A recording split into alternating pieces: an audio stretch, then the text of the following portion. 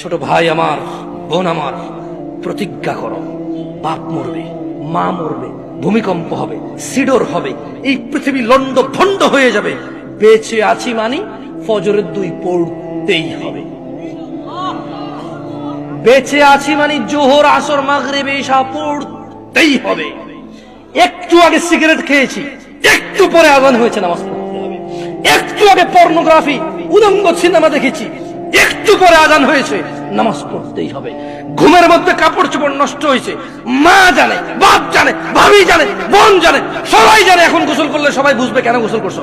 সবাই বুঝলে বুঝুক, না বুঝলে নাই। আর বুঝলেই কি না বুঝলেই কি, আমার কাপড় নষ্ট হয়েছে, গোসল আমার ফরজ হয়েছে, আমি গোসল করবো, নামাজ পড়বো।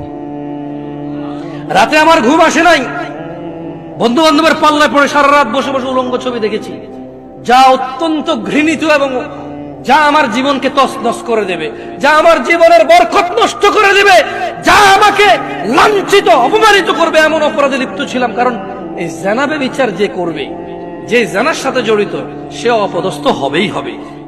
আখিরাতে তার আছেই এই একটাই অপরাধ, জানাবে বিচার, একটাই অপরাধ অশ্লীলতা, যেটা শাস্তি আল্লাহ দুনিয়াতে দিয়ে দেয়। কোথায় দেয়? আখিরাতে তো আছেই। সারা রাত উলঙ্গ ছবি দেখেছো, দেখে নিজের জামা কাপড় নষ্ট করেছো, অপবিত্র করেছো নিজেকে, অসুবিধা নাই। গুনাহ যা হওয়ার হয়ে গেছে, গুনাহ নিয়ে পড়ে থাকলে চলবে না।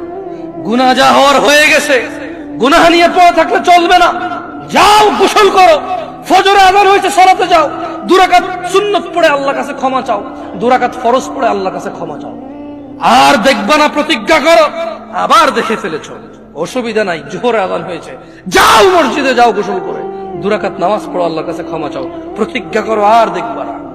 আবার দেখে ফেলেছো, অসুবিধা নাই, পরের ওয়াক্ত আযান হয়েছে, যাও মসজিদে যাও। কারণ মনে রাখবা, সকল অপরাধ গুনাহ, নামাজ যদি ছুটে যায় কুফরিয়া শিরকি হয়ে যাবে,